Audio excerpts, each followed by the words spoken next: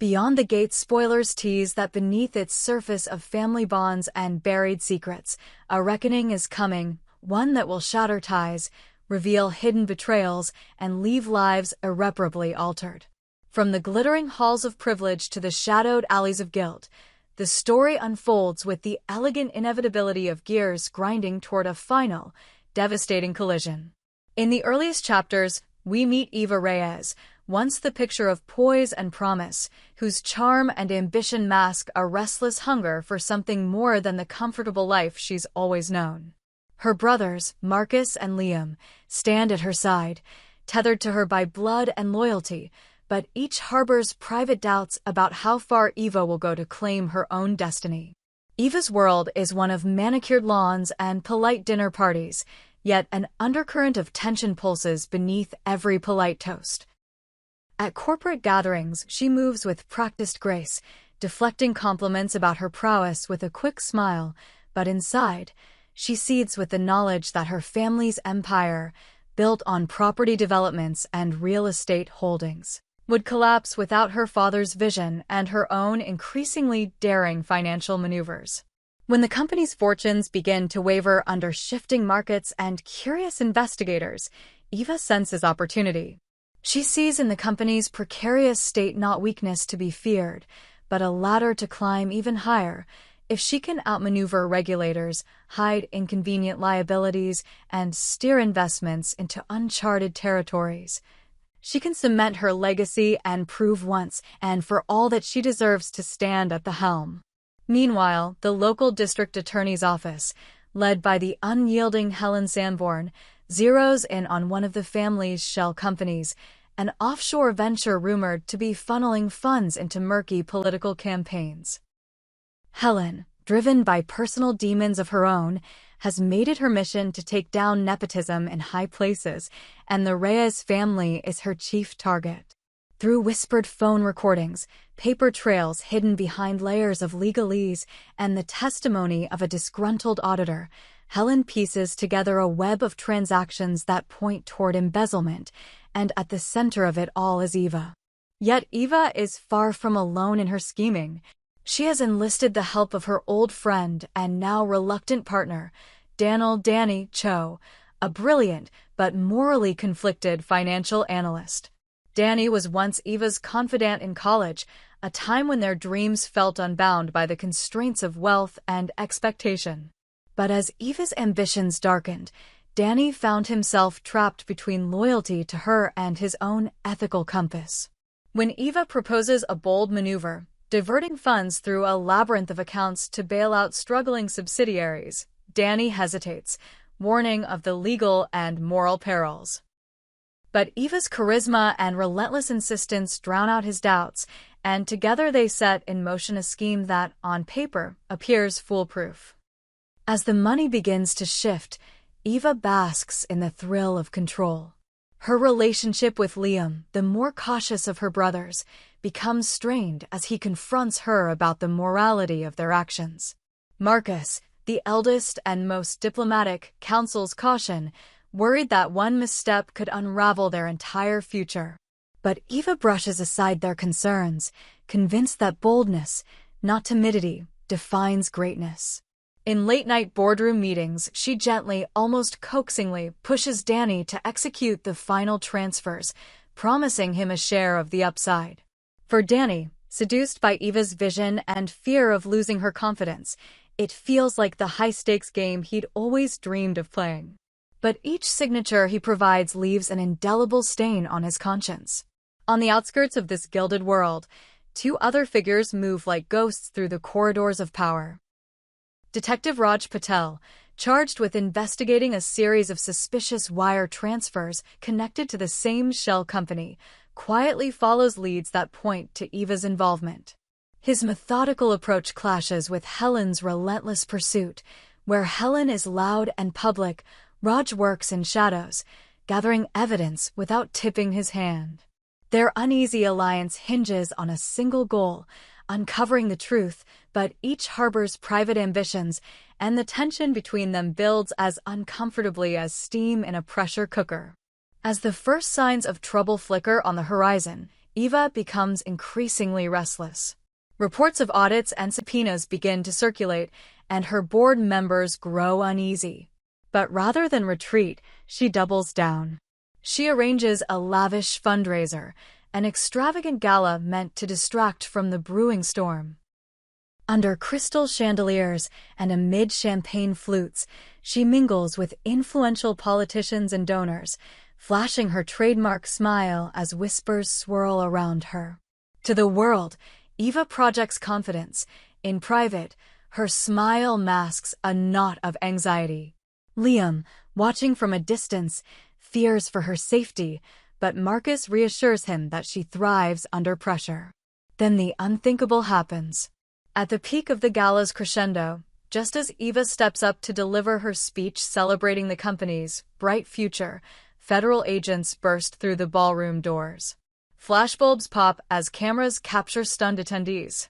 Helen Sanborn strides forward, warrant in hand, announcing Eva's arrest on charges of conspiracy, embezzlement, and obstruction of justice. The room falls into chaotic silence, gasping guests, whispering cameramen, and Eva herself, frozen in shock as uniformed officers lead her away. In the days that follow, the Reyes estate becomes a fortress. Liam barricades the front gate, guarding the stunned Marcus and a coterie of lawyers rushing to mount a defense. Eva, now behind bars in a stark, unwelcoming cell, clings to the belief that this is merely a nuisance she will overcome. Through smuggled letters and coded phone calls, she directs her team, insisting that Danny sabotage the prosecution's case by planting doubts in key witnesses and engineering procedural delays. She exhorts him to use his intimate knowledge of the transactions to exploit loopholes no one else could find. Danny, torn between panic and devotion, throws himself into the effort, working around the clock to unearth obscure documents and line up sympathetic insiders. Outside the prison walls, the media frenzy escalates. Tabloid headlines brand Eva as a fallen heiress turned mastermind criminal. Talk shows debate the ethics of wealth and privilege. Helen Sanborn appears on national news programs, drawing on Eva's arrest as proof of her crusade against corruption. Marcus and Liam, their reputations tarnished by association, retreat from public life, their family's legacy in tatters. Yet in their private conversations, a new fissure emerges. Marcus, ever the diplomat, urges a conciliatory approach, offering reparations to victims and a heartfelt apology in hopes of reducing Eva's sentence. Liam, more resentful, argues that Eva deserves her reckoning, that her selfish ambition brought this disaster upon them all. Inside, Eva's days blur into a grinding routine of interrogations, court appearances, and denial. In solitary moments, she reflects on the choices that led to this moment, the thrill of outsmarting regulators, the intoxicating sense of power, the betrayal of Danny's own integrity. She contemplates offering Helen a plea deal, trading testimony against her family in exchange for leniency, but her pride recoils. She refuses to admit fault, convinced that any sign of weakness will embolden her enemies. Yet each refusal tightens the noose, and as court dates loom, her defiance risks condemning her to decades behind bars. Meanwhile, Danny's carefully laid sabotage starts to unravel. Under Helen's tireless scrutiny, anomalies in his reports come to light. Witnesses begin to question his credibility, and defense motions filed on Eva's behalf are dismissed for procedural errors. Danny, overwhelmed by guilt, contemplates confessing his role in the scheme, but Eva's voice echoes in his mind, urging him onward. In quiet desperation, he reaches out to Detective Patel, offering to turn informant in exchange for protection. Patel, wary of playing into Eva's twisting games, weighs the offer, conscious that Danny's testimony could be the key to convicting the true mastermind. Yet to secure his cooperation, Patel must convince Danny, and by extension, force Eva, to confront the magnitude of her own betrayal. As the legal battle intensifies, alliances shift. Marcus and Liam attend a tense board meeting where they face irate investors demanding accountability. The brothers wrestle with their loyalty to Eva and their responsibility to the company's survival. In the boardroom's cold fluorescent lights, they agree to distance themselves, to issue statements condemning any wrongdoing, even as their hearts break for their sister. At the same time, Helen prepares for the pretrial hearings, lining up Danny as her star witness, determined to show the jury that Eva orchestrated each move with calculating precision. And yet, even in prison, Eva's influence lingers. She manipulates fellow inmates, forging alliances with those who can send messages back to the outside world. She seduces a sympathetic guard with promises of future rewards, securing contraband devices to stay in touch with her operatives. From behind bars, she plots not just her legal defense, but retribution against those who betrayed her, Danny, Helen, and even her own brothers. The storm gathers, and as the trial date approaches, it becomes clear that Eva's imprisonment is not the story's end, but the crucible in which her true nature will be revealed.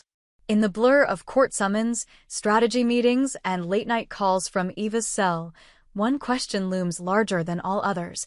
Can loyalty survive where ambition has trampled mercy? The first act of this tale closes with Eva in custody, her empire in tatters, and her brothers teetering on the brink of both despair and resolve. The pieces have been set on a board of legal chess, and each move will carry consequences far beyond prison bars. The gates are closed behind her, but the game has only just begun. Spoilers tease that even behind high walls and razor wire, the currents of anger and vengeance pulse stronger than freedom itself, binding together three souls in a lethal dance of retribution. Eva's cell is a world apart, a narrow slab of concrete where each sunrise and sunset is measured by the clank of metal doors and the hollow echo of distant voices. At first, she greeted her confinement with the posture of a warrior, chin high and defiance sharp in her eyes. But as days bled into weeks, the glamour of her former life faded into memory, replaced by a gnawing emptiness that no whispered phone calls or smuggled letters could fill. Ted, meanwhile, rages in the spaces where Eva once held sway. He prowls the halls of their shared home, now emptied of her laughter and light, striking fits of fury against furniture and stomping through rooms with a single, unspoken oath, to make Leslie pay. For Ted, Leslie's act of revenge is more than a tap on the shin. It is a betrayal so deep it fractures every bond he thought unbreakable. Each morning, he wakes to the same knot in his gut, picturing Leslie's cold smile as she delivered the final blow that sent Eva behind bars. Leslie, for her part, moves like a specter through her own life. She had spent years cultivating the perfect facade, caring daughter, steadfast friend, dutiful neighbor. But beneath that placid surface lay a simmering resentment, one that Ted and Eva never fully saw, even as it grew more corrosive by the day. When Leslie decided to extract her revenge, she orchestrated a flawless coup. Sly conversations planted in the right ears, forged documents slipped into investigative files, a whispered tip-off that set Helen Sanborn's forces into motion. She watched the arrest from the shadows, savoring every inch of Eva's fall from grace. Yet now, as the initial rush of triumph recedes, Leslie faces unexpected consequences, a gnawing guilt that sears her in quiet moments, and the looming threat of Ted's wrath. Ted's anger takes shape in whispered threats at dawn and frantic phone calls that crash through Leslie's voicemail all hours of the night. She tries to hold her ground, sending curt text messages insisting she did what had to be done, that Eva's hubris endangered them all. But Ted refuses to listen. To him, Leslie's intervention was not a necessary evil but a deliberate act of cruelty. And so he stalks the streets beyond her apartment, shadowing her in broad daylight, pounding on her door when night falls, each encounter ratcheting the tension higher until it teeters on the brink of violence. Inside her cell, Eva senses the shift in the air long before any word reaches her. The guards report flashes of violent temper in Ted's visits, slamming fists on tables, frantic pacing, even a moment when Ted lunged as if to strike the heavy glass that separates visitor and prisoner. In that moment, Eva's ironclad resolve cracks. She realizes that her true punishment is not the bars or the meal trays, but the knowledge that her closest ally is crumbling under her absence, and that his grief-fueled fury may consume them all. She begins to plot a different kind of escape, not from her prison, but from the chokehold of pride and vengeance that grips Ted's heart. Through clandestine letters, she broaches the possibility of mercy, urging him to see that Leslie's spite was born of fear and desperation, not malice without cause. She recounts childhood memories, Leslie as a shy girl with a crooked smile, their triumphant laughter when they built snowmen as children, the secret pact they made under a fireworks sky to protect one another.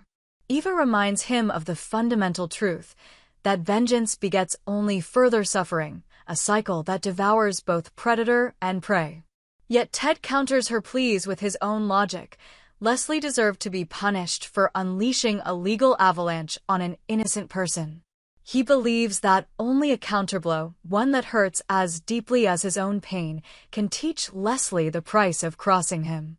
Ted's mind spins with plans, leaking damning photographs of Leslie's past indiscretions, persuading old friends to testify against her, or even tampering with her business accounts to expose her to civil litigation. Each scheme, born of righteous indignation, pushes Leslie ever closer to ruin. For Leslie, the walls are closing in from every side. At first, she had counted on her meticulous planning to shield her, false alibis, digital misdirections, layers of plausible deniability.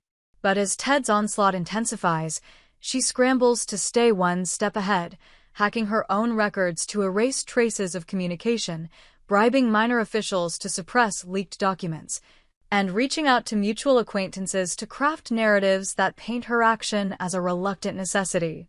Yet every maneuver feels hollow, eroding the moral foundation she once stood on.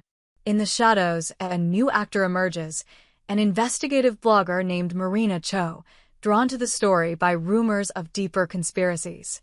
Marina senses that beyond the surface drama of prison visits and vengeful husbands lies a labyrinth of secrets involving Eva's fall and Leslie's rise. With dogged determination, she begins to connect dots. Financial anomalies, late-night emails, a trail of anonymous donations that coincide with Leslie's counsel to prosecutors. Marina's findings threaten not only Leslie's carefully curated reputation, but also Ted's retaliatory crusade, since exposure would drag him into the fire as an accessory. As Marina's articles gain traction, Ted and Leslie find themselves on the same side, both desperate to snuff out the investigation before their darkest deeds are laid bare. Their alliance, once fractured by deceit and fury, tentatively reforms, laced with mutual suspicion. They convene in dimly lit diners and under parking garage fluorescents, exchanging encrypted drives and hushed warnings. Ted, though still bitter, agrees to pull back his more reckless plans. Leslie concedes to reconsider Eva's appeal strategies in exchange for his protection against Marina's exposé. Meanwhile, Eva concocts her own gambit. She petitions the court for a retrial, armed with new evidence that Danny, now under protection for turning informant, has begun to recant his statements against her. Claiming he was coerced by Leslie's anonymous tip-offs and fearful of Helen Sanborn's public crusade. Eva's legal team files motions for discovery, demanding every email, call log, and note related to Leslie's involvement. As the petition lands on the judge's desk, both Ted and Leslie brace for the storm it may unleash, an open courtroom where every whispered revenge plot, every bit of collusion, might surface under oath. Ted's internal conflict intensifies. He watches the televised sentencing hearings, sees Eva's gaunt face staring back through the screen, and wonders if her survival depends on letting old debts slide. His anger, once fierce as wildfire, flickers with remorse. Remorse for the part he played in driving her here, and for the collateral damage inflicted on Leslie, whose life he helped dismantle. Yet pride claws at his heart. To admit he's wrong would be to admit that his own judgment is flawed. Leslie, too, stands at a crossroads. The moment she sits across from Ted in a stale conference room, papers strewn between them, the glow of a solitary lamp painting their faces in harsh light, she realizes that the cost of continued collusion may be her soul. They both sense change in the air. Eva's retrial petition has been granted a hearing date, and Marina's next exposé promises to reveal the mastermind behind it all. In that electric instant, they glimpse the chasm between justice served and revenge unleashed. As night falls, Ted leaves Leslie with a single warning: unless she testifies truthfully at Eva's hearing, he will ensure every shred of evidence against her spills into public view. Leslie, heart-hammering, agrees to meet him at the courthouse the next morning, but only to forge a new path forward, one that requires confessions rather than concealments. The day of the retrial hearing arrives with an ominous stillness. Outside the courthouse, reporters jostle for position, their placards fluttering in a cool breeze. Inside, the judge's chamber is hushed, punctuated only by the soft rustle of paper and the sharp inhale of anxious breaths. Eva is escorted in, clad in a tailored gray suit that mirrors the solemnity of the occasion. Ted sits behind her family's table, clenched jaw betraying his tension. Leslie occupies a back bench, pale and wary, clutching a sheaf of documents that outline her own involvement. When the judge calls the court to order, a hush descends. Eva's attorney rises and begins to lay out the motion: evidence of planted tips, proof of Leslie's covert communications with investigators, Danny's recantation under immunity. An irrefutable mosaic that shifts culpability onto Leslie's shoulders. Leslie shifts in her seat, every fiber of her being recoiling from the accusations. Ted's fists clench until his knuckles whiten. He watches her face, as if seeing her for the first time. Then the defense turns to their own pivotal move: Ted himself, summoned to the stand not as avenger, but as witness. The room tenses as he rises, a lone figure caught between bitterness and conscience. Under oath, he faces a choice: to protect Leslie with a lie, or to speak the unvarnished truth and risk tearing down the last of their alliance. His voice trembles as he begins, not with accusations, but with a confession of his own rage and regret: how he pushed Leslie to act, how he encouraged her darkest impulses, how his love for Eva blinded him to the destruction unfolding around them. As each word falls, the weight of guilt shifts from one person to another. Leslie's face, streaked with tears, reflects relief and horror in equal measure.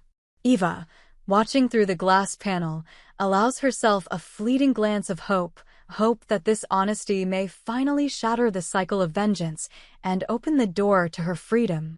The judge pauses, absorbing Ted's declaration, and the courtroom holds its breath. Outside, Marina Cho's recorder clicks off. She senses the magnitude of what has just transpired. A husband's sacrifice of pride, a sister's fallout, and the possibility of redemption flickering in the hollow spaces of betrayal. In that charged moment, all three, Eva, Ted, and Leslie, stand at the precipice of a new beginning, bound by the choices they have made and the truths they are only now willing to face. The future remains unwritten. Will Eva walk free, stepping into the world forever changed by bitter lessons learned behind bars? Can Ted forgive both Leslie and himself, finding a way to rebuild the life he once thought unbreakable? And for Leslie, is there a path back from the dark edge of vengeance toward a place where kindness and accountability can flourish? Each hinges on the fragile grace of confession, mercy, and the unspoken promise that vengeance, once unleashed, can also be tamed by truth. The courtroom's heavy doors swing closed, leaving echoes of each soul's confession reverberating in the silent hallways, an overture to whatever reckoning awaits them next.